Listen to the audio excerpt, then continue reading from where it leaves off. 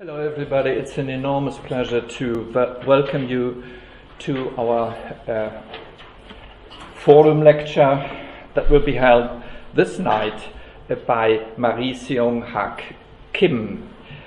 Everybody has talked to her in our fellow meetings, and everybody knows how sophisticated the way she looks at the legal field and combines it with cultural questions, very fundamental questions. And the title is delivering something of the special spirit that our fellow produces, because rights and rights, property and law in Korea is we would say in German ein Sprachwitz, a joke or a play upon words that has a very deep background. The title might suggest that our fellow would primarily dig into the depth of Durkheimian theorizing of family structures and the law. However, because about rights, rituals, etc., it could be just the way the dynamics of family structures would be described in Durkheimian terms. But instead, and in her self-description we can read that, she insists on the Weberian, perhaps an ambiguous legacy for you. I quote a little bit from your announcement. Did Weber get it all wrong? The first sentence to introduce us to a debate with Weber, his thesis on the incompatibility between Confucianism and capitalism. You rightly say, if he would have said this, I have some doubt. Perhaps he said something else, that Confucianism was not at the birth of Confucianism. Whether it's incompatible would be a further question. I'm not very sure about it. In any case, such a simple adequation of impossibility to be capitalist with a Confucian background would really has proved to be completely wrong. It's not possible to be more wrong than this. And so it is very interesting to see whether on the other side the Chinese ancestor worship, purely magic religiosity, or the cult of ancestor spirits, to quote Weber, if I understood right, sounds out of place because it doesn't seem to correspond to any reality. So, and you're saying, however, that the Weberian analysis could serve as a case in point that rituals and institutions in the world's legal traditions carried profound symbolic and cultural dimensions, and at the same time operated in critical historical and normative environments.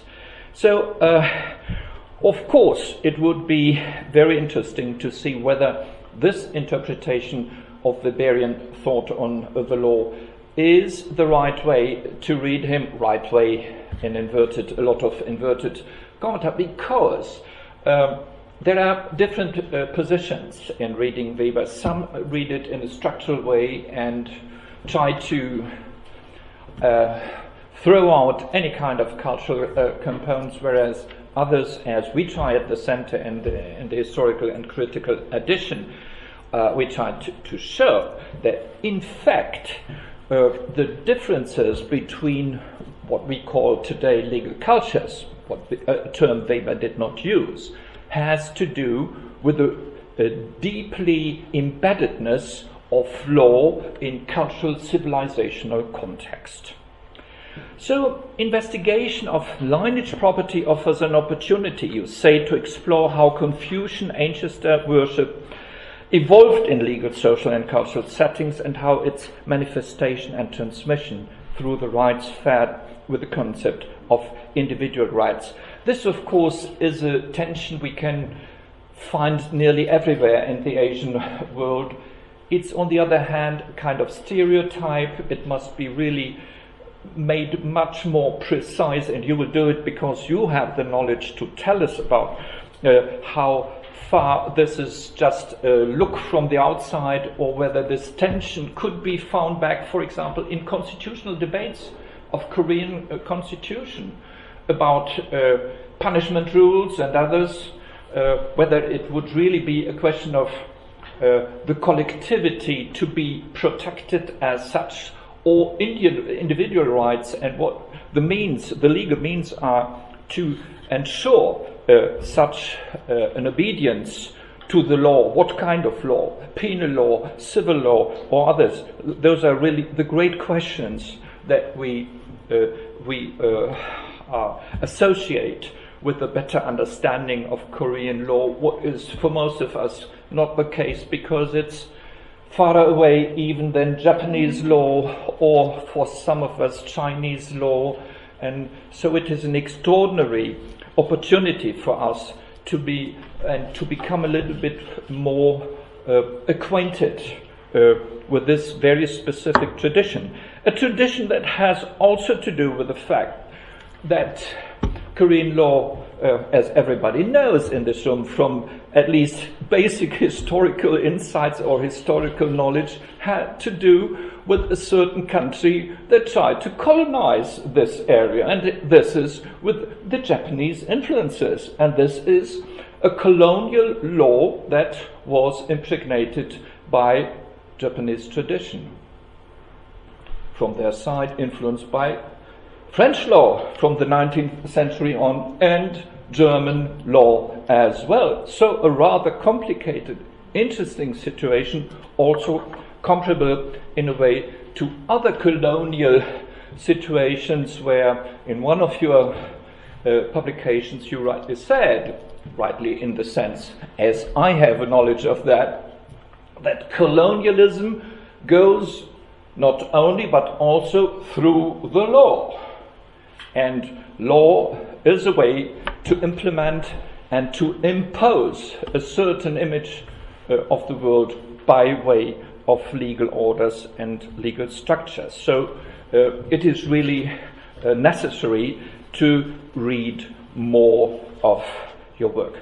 The specific topic you will treat today, you will do it by yourself, and much more interestingly than I could try to resume. That is why I would like just to say some words about your curriculum vitae, if you allow. It embodies, in a way, the encounter between East and West, so to say, Occident and extra-Occidental regions of the world, because you studied in Korea, became then a professor of history at St. Cloud State University in Minnesota. By the way, we had good experiences with people from Minnesota, like Joachim Savetsberg and her wife, please, his wife, Pamela Savetsberg, who did both of them very interesting studies and published with us. They came from the same region, the same city. So following your studies at Ewha Women's University in Seoul, excuse please my completely wrong pronunciation in Korea, you were conferred a doctorate degree in history as well as a doctorate degree in law by the University of Minnesota. So this is very interesting. You are a historian, a professional historian, without being a legal historian, by way of being interested in the historicity of law as such, as most of legal historians, or a lot of legal historians, are. So you have really a double orientation in the law. On the one side, you had your doctorate degree in law by the University of Minnesota, and you were admitted to the Minnesota bar I don't remember exactly when.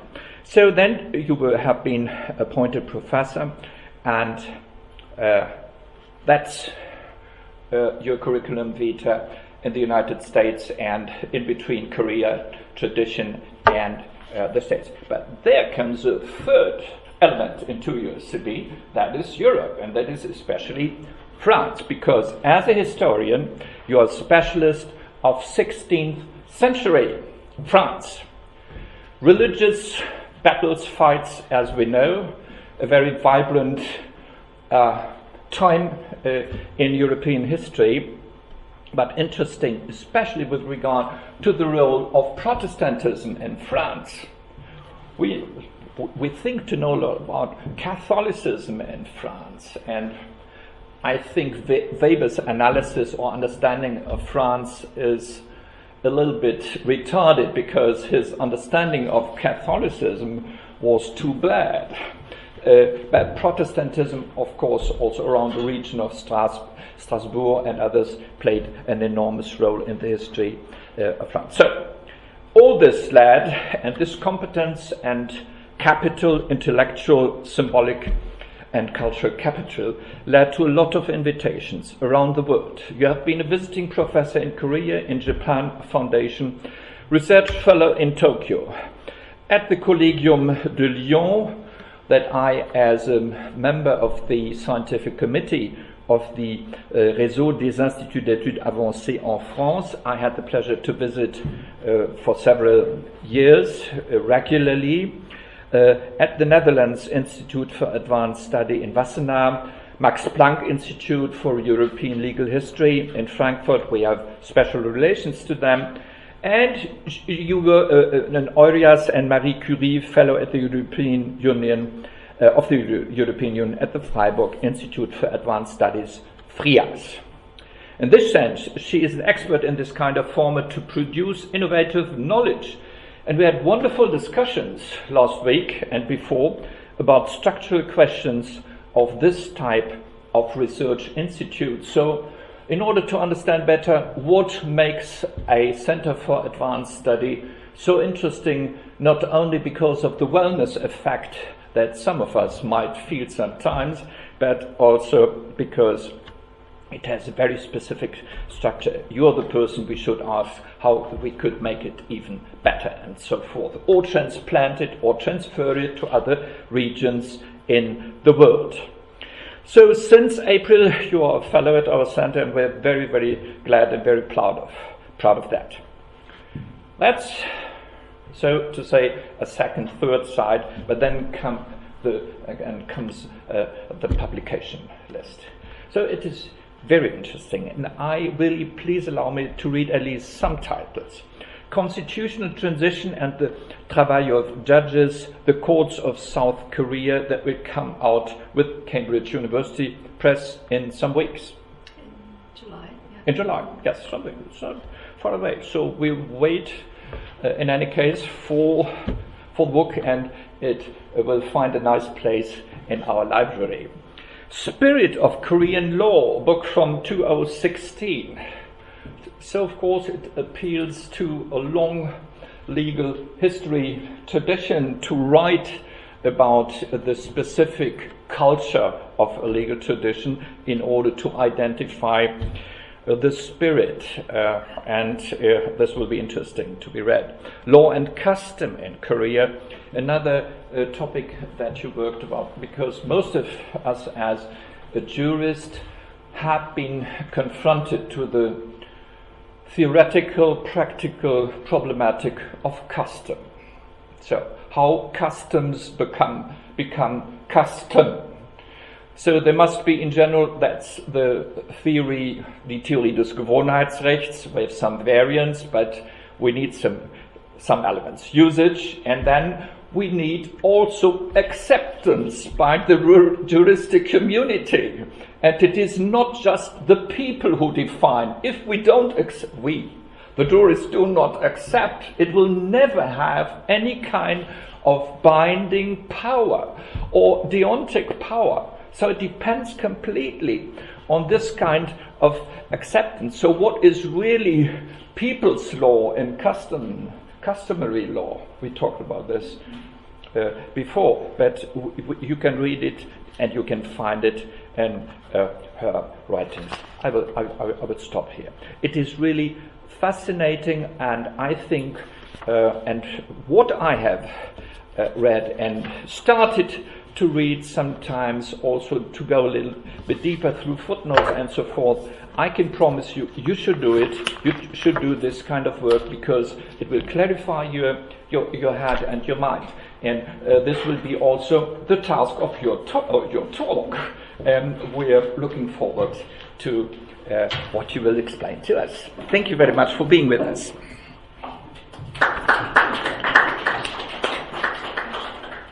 Well, thank you very much, Professor Gephardt, for a beautiful introduction. Well, I know to talk about Max Weber at this colleague takes some courage or some stupidity, if you will. Now, we talked about it, Professor Gephardt and I talked about this last week. It would be, now talking about Weber here, would be like, there's an English expression, carrying the coals to Lancaster. No, carrying the coals to Newcastle. Nottingham, Newcastle, that area. Well, French has an expression like that too, and I'm sure the German has a similar expression too, because we are surrounded by Weber, right? Can't get away, right? We live under this constant gaze under Weber. So, but at the same time, I thought, well, as a historian, legal historian myself, I have an opportunity to present. And, well, if I don't talk about Max Weber, that would be something similar to professional malpractice. So, here I am, daring to talk about Weber. Well, Weber has taken some beatings because of his writing, because what he wrote on Confucianism, the Chinese religion, mainly because of his rather unkind assessment of non-Western traditions. Well, basically, his point was Chinese religion, Chinese law lacked formal rationality, the kind that, of course, could be found in Roman law and Protestantism, which then promoted or brought about the capitalism in the West. We are familiar with his writings, of course, here. Now he talked about Calvinism, Calvinism's idea of this doctrine of a predestination. There's a special relationship between individual and God, and an individual then, as the elect, is prompted or committed to doing good work and so forth, labor, and then that promotes the capitalism. That's his point. On the other hand, he says Confucianism, well, it's not really religion, he seems to say. It's not a transcendental religion. There is no idea of a salvation. Therefore, it really lacks this sort of economic ethic idea of a calling in Calvinism. Well, Weber's understanding of Chinese law, the Chinese religion, seems like, well, accurate and correct in some sense, and less than accurate, or sometimes even exaggerating in others. Just one thing that I would like to point out at the beginning is, yes, Chinese law was a secular law, just like Roman law. So it was different from Judaic law, different from Islamic law. Now, did the Chinese law then really lack rationality or the formality? No, because the Chinese law was codified. We can go back to about the 7th century AD, so about 1,000 years before European law was first codified. Very sophisticated, very elaborate law code had existed in China from about 7th century, so forth. So, well, code, what does that mean? Is there a predictability of law? Yes. Is there formality? Yes, of course. But then here's a catch. The Chinese law code was a penal code. Penal, criminal, administrative law code, not a private or the civil law code. In other words, there was no substantive private law. I mean, no law that I would say would then guarantee this predictability or the reliability of for the economic actions. So, well, Weber arrives at this not so subtle and not so kind assessment of ancestor worship. Purely magical religiosity. And then the last line, he says, he talks about this cult of ancestral spirit. Well, we know, I mean, it's obvious. The Weber has a clear bias for Protestantism. Well, among Protestantism, it is Calvinism. It's not Lutheranism, of course, or Catholicism, of course, not to speak of. So it seems like Weber really kind of values this kind of ascetic value, ascetic aspect in Calvinism. Well, as Professor Gebhardt has just said, I studied French history, from the 16th century history as my history degree, history PhD, and Calvinism as part of my studies. And I read when Calvin was preaching in Geneva, now he built something like a godly law in Geneva. Well, he forbade singing, no singing other than somber hymns, no dancing whatsoever. So there's really an emphasis on its ascetic nature, but of course that's completely different in Weber's mind from what Weber said, this gentlemanly ideal of a well-tempered self-perfection of Confucian philosophy. So ancestor worship, he says, the cult of this ancestral spirit. Now, what is ancestor worship? Ancestor worship, well, it's a ritual. There are two elements. One is this continuation, or perpetuation of a family line, and veneration of family members, deceased family members. So it is really based on filial piety. But filial piety goes not just to your living parent or the grandparents, but also to your dead ancestors. So there is a really kind of special relationship between the living and the dead. Well, then, is it really the worship of the spirit of ancestors? Or is it just a paying respect to your dead grandparents, for example? Now, we know something about this so-called the Chinese Rite controversy in 17th and 18th century in China. So that's when the Jesuit missionaries came to China, Qing China. Now they encountered this problem of ancestor worship. The Chinese people were performing ancestor worship. So is it an idol worship? Or is it just, again, the paying the respect? So, well, the Vatican, of course, flip-flopped. Now, of course, the Jesuit missionaries were there to convert the Chinese people, but Chinese people were not going to give up their ancestor worship. So, the way to then to solve this problem is, this is just a ritual, just paying respect. It's not a really worshipping the ancestral, the spirit. So the Vatican, the papacy flip-flopped really. At first they say, oh, okay, it is okay, it is allowed. But then in the 18th century, no, it is not allowed. Back and forth. And then it was not until 1930s that Vatican then allowed ancestor worship. And during the Second Vatican Council in the 1960s, confirmed that ancestor worship is allowed for Catholics.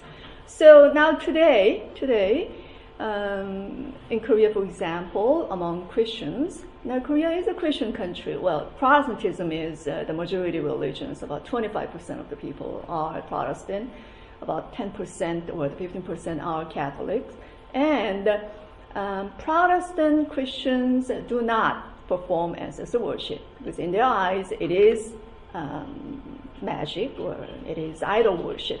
Whereas Catholics, the Korean Catholics, do perform ancestor worship. Now I have the series of pictures that I downloaded from internet, and the sources are kind of obscure. I really don't know where they came from, but at least I thought that I would show you a little bit of pictures here to give you an idea. Now this is definitely Chinese, I can tell. This seems like a ceremony in a kind of ancestral shrine. Table there, and then food, and then people are bowing. Kind of collective ancestral ceremony, looks like. Now this is of course Korean, and as you can see, this is in a private household. It's in a living room, a family performing ancestral ceremony here. Well, with a lot of food prepared. This is very typical. And then this is outside. Right? The other pictures were the ceremonies performed inside the house, in a private household. But this is an outside, and it looks like this is a kind of a graveyard in a mountain. So probably the ancestors' tombs are here, and then they set up the table and they perform this ritual. So now, how many times do they do that, or when? Well, there are three different kinds. Now, one is they do this on the day of their ancestors' death. So, for example, your grandfather passed away on a certain day, and then that day, and your grandmother, and for a proper Confucian, now according to the classic Confucian textbooks, you are supposed to do it for four ascending generations. In other words, your parents, your grandparents, and your great-great-grandparents. 4 generations. Now, the father and the mother. So that means what? 4 times 2 is 8 times, right? A year. And then also national holidays like New Year's Day and also a Thanksgiving Day, you do it. Okay, 10 times. Now, in springtime and then in the fall, also they would do it, usually outside. Now they go to the grave site and perform the ceremonies. So far what? At least 12 times every year. So if you have to do this, now it's not easy. It's far from easy. But now, I will talk about this later on, but the majority, we never know exactly how many percent, but at least I would say more than 50% of Koreans, modern Koreans, do that. Not 12 times, usually about for their deceased parents, say about 2 times, and then New Year's Day and Thanksgiving Day.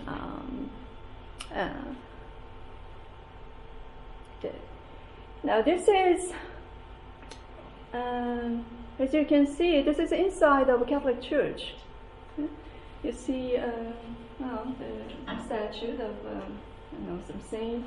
So this is inside the church.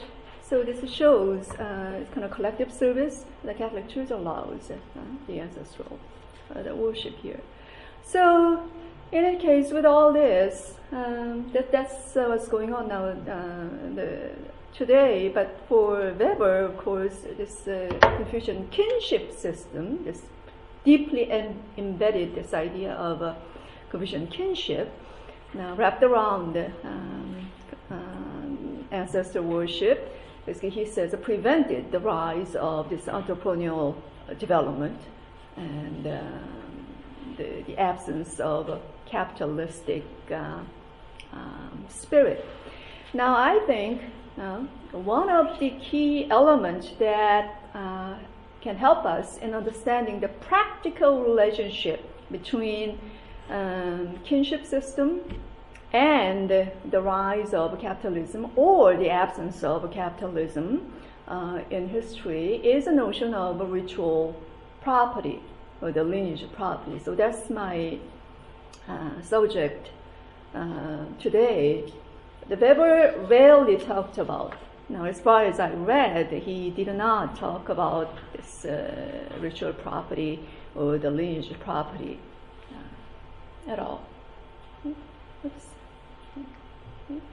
So lineage property, well, definition, this is a property held in common among kin members, among the lineage, the members. So this is most like today, we can call it kind of an ancestral trust, the property collectively owned by the family members. Now, ritual property, the lineage property, now there are two ways of forming lineage property, or I mean broadly we can call it kind of a common estate. Now one is kind of retrospective way and one is kind of prospective way. I mean retrospective way would be now the descendant now focus on an ancestor and hold the property in the ancestor's name. Now retrospective way. And then the prospective way would be a person wills to bequeath his property to the descendant and forbid disposal, forbid alienation. In other words, this is a property that you have to keep. You can sell. And descendants own the property collectively. Well, I mean, this is nothing new, nothing unique for China, of course. I mean, in human history, of course, we see it all the time. There's prominent families, even noble families, even non-noble families, and they try to maintain the family property, and then they try to kind of preserve this family name and status, social dignity or economic status. So, I mean, this is kind of universal phenomenon to try to preserve this social status. And I think one way of looking at it is, when we look at the Europeans, the private law, development of private law, succession, will, donation, and so forth, in a way, they are all kind of ways or the strategies devised to keep the estate together. Now, against this, the rule of portable inheritance. Now, the Germanic custom, of course, was in favor of this divisible, the portable inheritance. So then, against that custom, how to keep the estate together. So the ways that in European history, European law did this was, now these are the examples of, there was a kind of legal strategy, the method, fideicomissum. Basically, you designate your heirs in succession. And several generations. Now, the testator designate your heir, one heir, and then the next, when this heir then dies, then the next one will inherit the property. So the heir then has only a lifetime life estate, and then the heir does not have the right then to alienate or to bequeath the property. In other words, well, this is like trust. So this way, I mean, the same thing, the entail is that, or also called the substitution. The heir is substituted at the death, mahorat, or the propre. Now, propre is the notion of basically family land. So a certain part of the family land has to stay without alienation. So, so this notion really seems like the keeping the family estate together is really kind of cornerstone of all legal development in Europe. Now, then the difference between, say, Europe and China would be the question of how central is descent ideology is in this. So the centrality of descent ideology. In other words, now the lineage property in East Asia, China and East Asia, was primarily now created with this goal of keeping the property in ancestor's name to perform ancestor ritual. Now, so this is what I mentioned earlier, this retrospective, the perspective. So in China, just very briefly, how this lineages emerged and developed. It was about in the 14th century in China, in Ming China. Now lineages emerged as a kind of the focus of authority and legitimacy. Now accumulating the vast tracts of land, either by donation or by reclamations, and they all trace their descent to a common ancestor. So genealogy is created tracing a clan, the family's ancestral root, usually to a prominent scholar official, say someone among your ancestors who held a really high office in the government, and then that person is declared the pioneer ancestor. And then we are the descendant of this proud the ancestors. And then about the 16th century, that's when this kind of orthodox Confucianism was at its peak. And at that time, now this ritual, the Neo-Confucian rituals and ideologies now combined with this lineages and the lineage succession. Now, basically, it made it easy for the family to keep the landed estate. Now, in historiography and scholarship, now during the last about 30 years or 35 years, there has been kind of an important development here. Now, the scholars of Chinese history really have now de-emphasized the centrality of this descent ideology as a defining construct in favor of a view of lineage organization as a kind of strategic and contractual construct. So in other words, now you have one lineage, the notion of lineage as kind of inheritance lineage. And then the other kind of a notion is contractual lineage. In other words, scholars have really showed that about the 16th century, now this joint property owning, jointly owned, the property in lineage membership in China really grew into kind of a lineage trust, not very different from European types, and developed into kind of corporate bodies, and they held the property together and they invested together, and so forth. In other words, but then the really common glue that kept these members together was their ritual commitment, this kind of shared commitment to their ancestors and rituals. Now that really held this group solidarity. So the scholars really say that these kind of collective rituals served as a informal contract among the members, among the other kinship, the kin members. And what that means is then this religious kind of aspect or kind of ritual aspect of corporate, the property diminished and declined over time. Now, what that did not happen was in the Korea. Now here we see differences.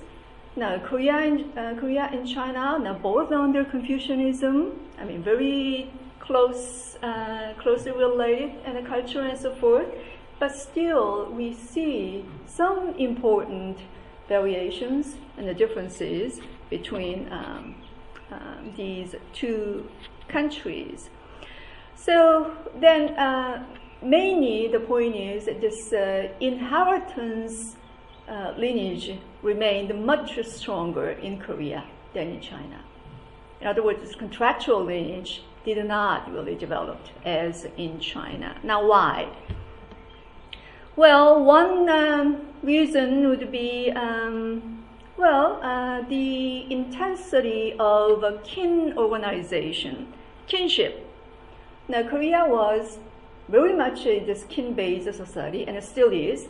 I mean, much stronger than in China. And then this descent group-based the social system was solidified from about the 16th century, and especially in the 17th century, under the influence of what is called the Neo-Confucianism. Now, Neo-Confucianism, which is, this is what I just said. The contractual lineages were not very important in Korea. Rather, inheritance lineages were more important. Now, Neo-Confucianism is the Confucian interpretation presented or proposed by a Confucian scholar called Jushi in 12th century. Now, this is the orthodox Confucian teaching. Much stricter Confucian interpretation. In other words, this is the way to correctly interpret the Confucianism.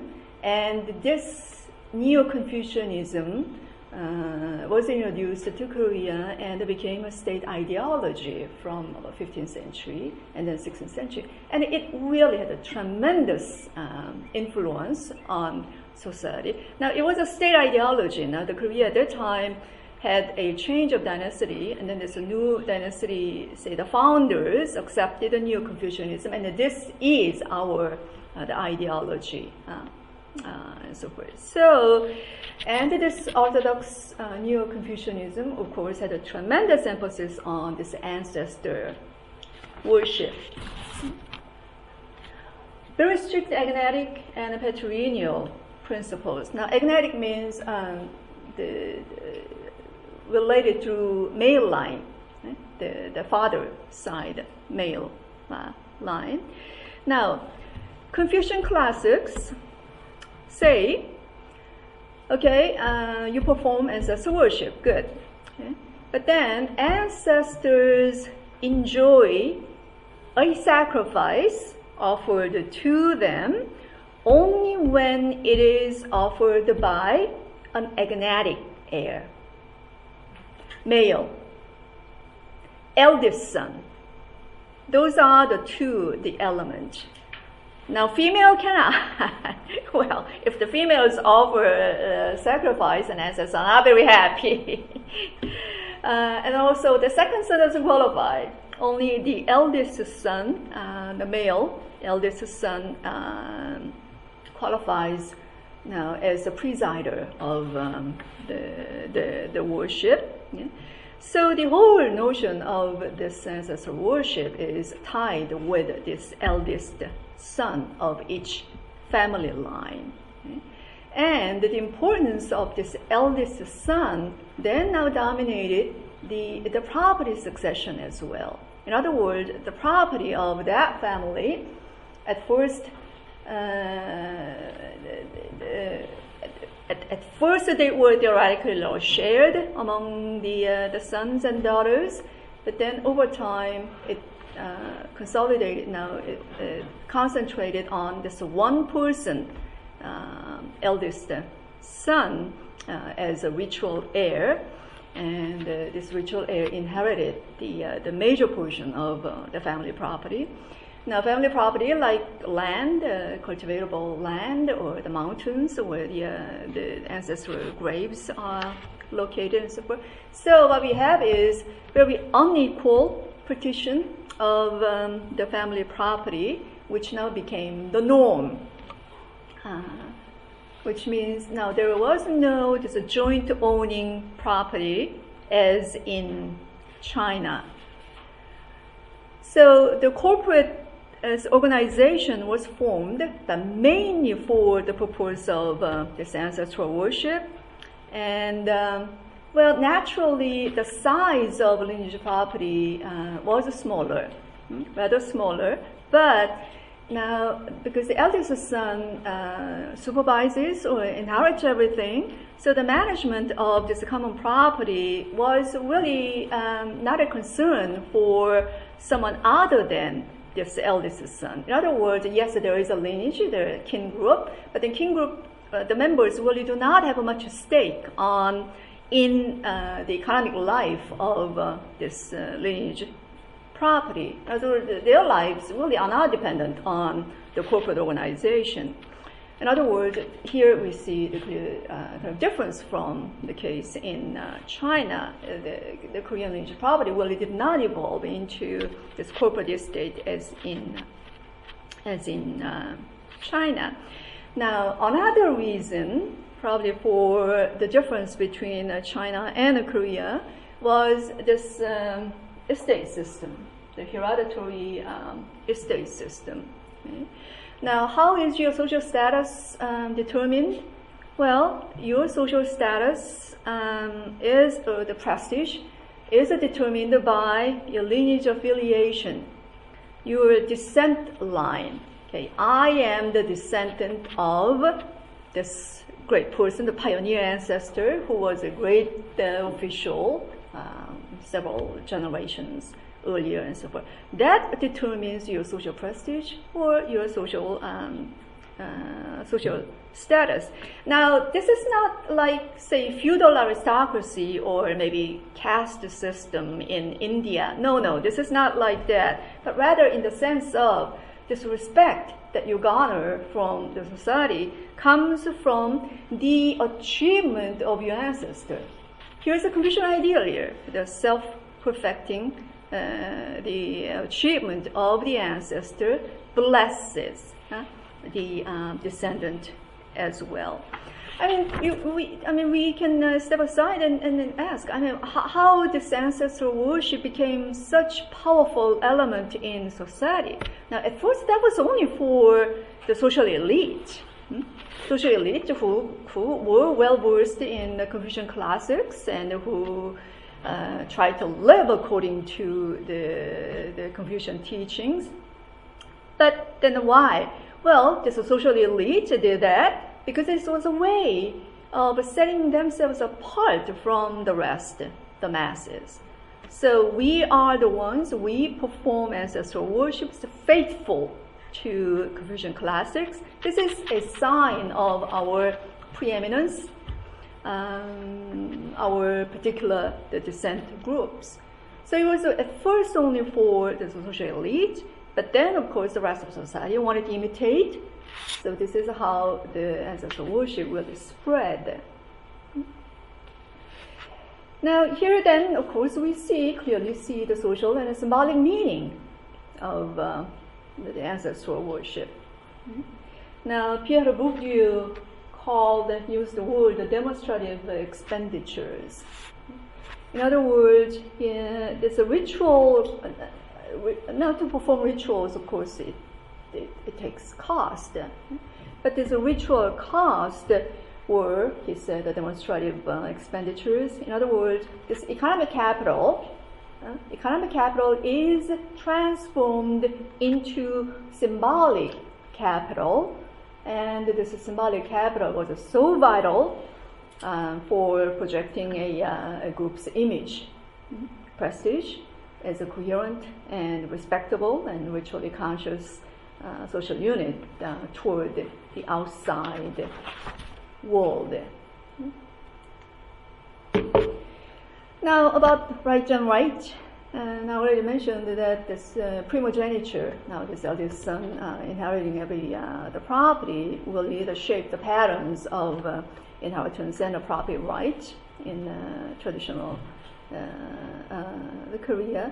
More broadly, you want to talk about the right. Now, scholars have said the Confucianism's emphasis on this hierarchy and also this worldly matters I mean, Confucianism has really nothing to do with death or the other world.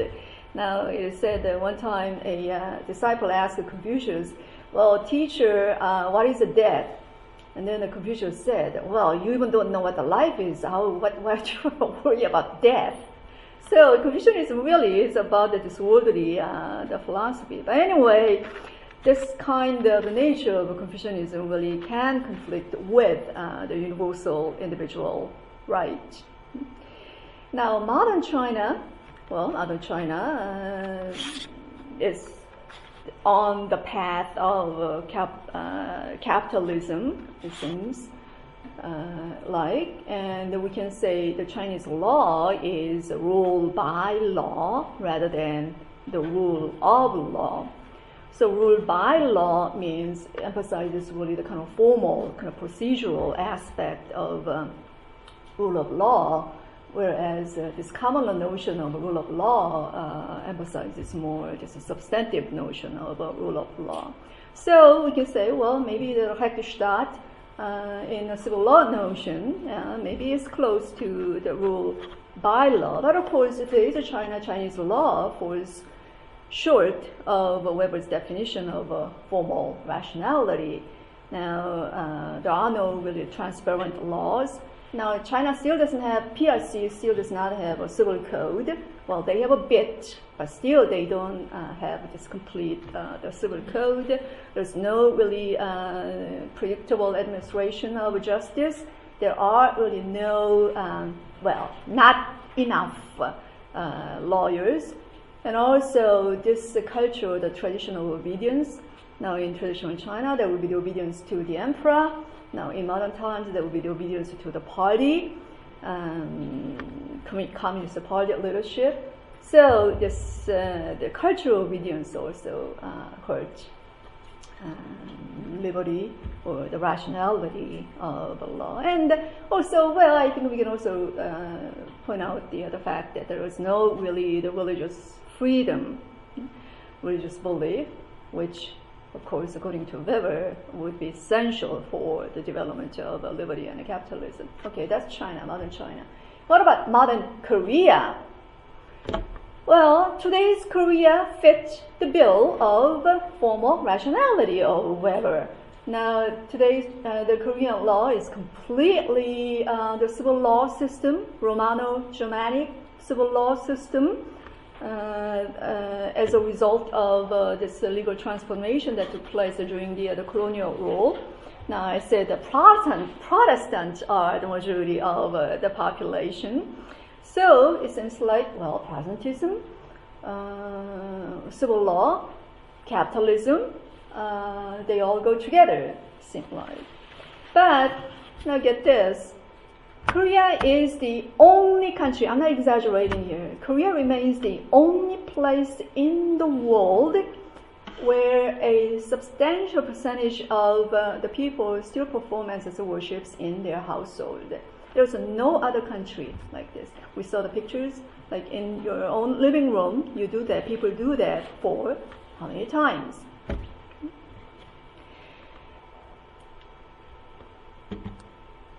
It's a cause for, it's a major reason for divorce, they say. Can you imagine? I mean, not most people don't do 12 times a year, but at least they do 3 or 4 times at least at their parents' level, or the New Year's and the Thanksgiving Day. But it's a lot of work. You saw the table there. I mean, it's preparing the table for even about once or twice a year. That would be a lot of work. So really time-consuming. I mean, really expensive. So it has become, well, and that's a real burden. So now it is said these days young people, when they date, then the girl would ask the boy, "Are you the eldest?" Huh? Okay. Now, does your family do the ancestor worship?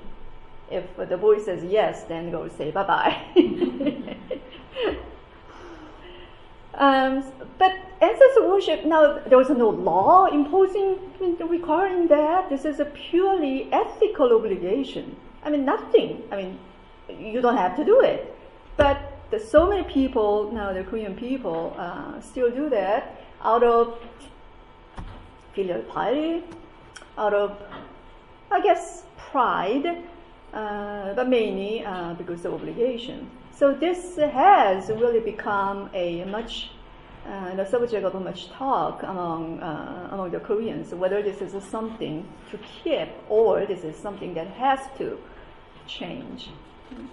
Well, I mean, Korea is a Confucian country, no matter what. I mean, we also say that Korea is more Confucian than Confucius.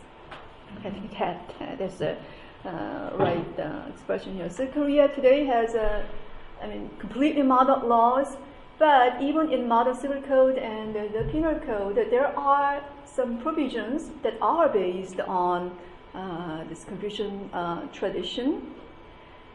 Now this is just one example, ritual property succession. This is in civil code. In civil code, there is in a succession, there's something called a ritual property. So the certain property is designated as a ritual property, then that property is outside normal successional law.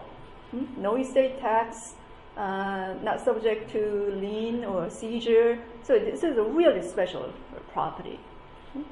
Still exists and has been challenged constitutionally, but it survived. Also, I'll just give you another example. Korea is the only country, as far as I know, that does not allow you to file a criminal complaint against your ascendant. Also, there's another. There is something called the aggravated punishment for a crime against your ascendant. So, for example, you hurt your parent or something like that.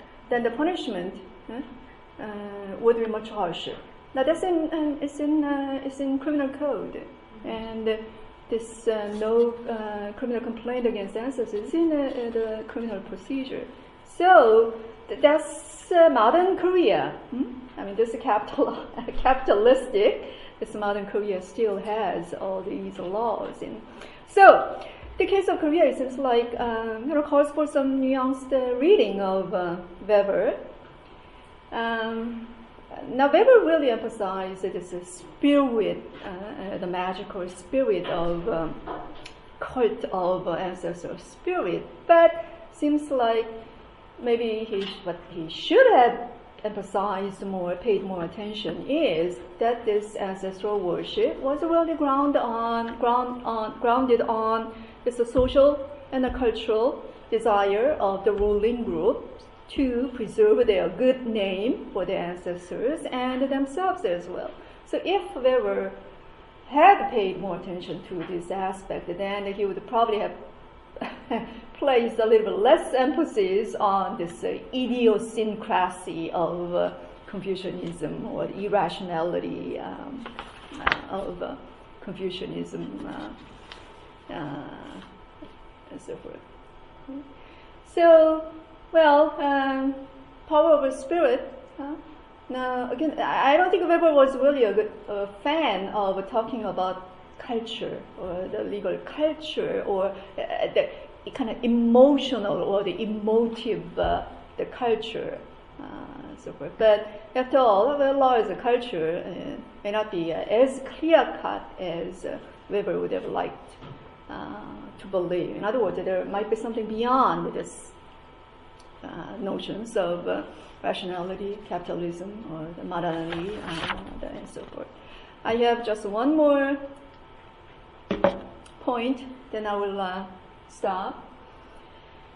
Now, this is a law reflective of culture, or is a law rather constitutive? Because there are two approaches, two kind of contending approaches. Now, the first one is kind of in a kind of tradition of German historical school, whereas this second idea, the law that constitutes the culture, is really the approach of American jurisprudential school from about 1980s. Well, I mean, I don't have time to talk about this state-society relationship over concerning the lineage property, but it seems clear that this what we have looked at so far, now this adoption of kind of orthodox state ritual really helped the lineage's acceptance as a legitimate social actor. Now, ritual succession was not itself a law or the positive law, but it was a part of a state ideology, and it really indeed shaped people's mind, people's practice, and social relations. So, this is the approach, second idea, seems to make sense. And my modest conclusion here is, I mean, law is part of history. I mean, law developed as a historical evolution. Ancestor worship culture evolved on the basis of historical development. So it seems like there has to be, of course, the balanced approach to both the normative and the culturalistic approach. Okay, finally here. Are legal traditions incommensurable? Now, I threw this question in here because that's something that I'm really interested in these days. Now, this idea of incommensurability, or the incommensurability of legal traditions, that's a kind of a hot topic. Now, this notion of incommensurability comes from a Greek mathematics, Pythagoras. Now, so if there are two things, now if they cannot be measurable or compared, or if they are not the same, then they are incommensurable. In other words, they're basically saying that they cannot be compared. Now, philosopher Joseph Raz once said that if the two things, again, he gave the example of the pursuing a legal career or the pursuing the career as a clarinist, musician. And these two, he said, are incommensurable because you cannot compare. There's no the standards, objective standards to compare between the two. So this idea now became a hot topic among the legal historians, who some legal historians say, well, the legal traditions are incommensurable. Well, you know where that comes from. That's really a reaction against this idea of monistic theory. You know, monistic theory means, yes, there is only one right path. Say the European law is the model, and all other legal traditions are still behind. So it's kind of Enlightenment idea. Now, in reaction against that monistic theory, is legal historians saying that the legal traditions in all of the world, the different parts of the world, are incommensurable. It's better to hold off comparisons or the value judgment. Well, I mean, I don't think many people would agree with this idea of a monistic theory, but at the same time, if you just follow the idea that the legal traditions are incommensurable, that means, well, you can't compare. You can't even talk about it, because when you compare, then you necessarily have to make the value judgment. Something is better than the other, and so forth. So, I mean, there is, of course, a clear danger of this kind of extreme, the cultural relativism.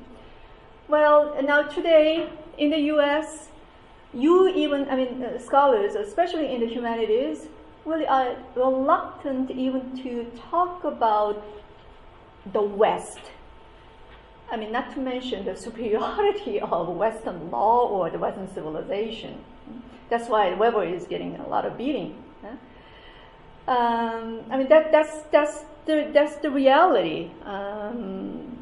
They kind of cringe. They just avoid the topic of the talk about the Western civilization and so forth. But, well, what about our Weber? Well, is he Eurocentric? Oh God, yes. I don't know. Was he arrogant? Maybe.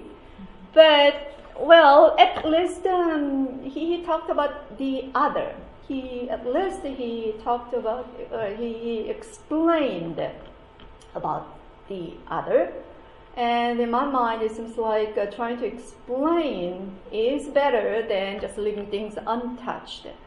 Out of respect or out of cultural sensitivity, at least engaging with the other is better than just stay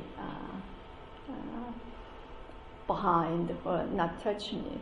So with that note, that's why I think I must say that I'm really grateful for having the opportunity to do the research here under the gaze of the Max Weber at this institute. Thank you.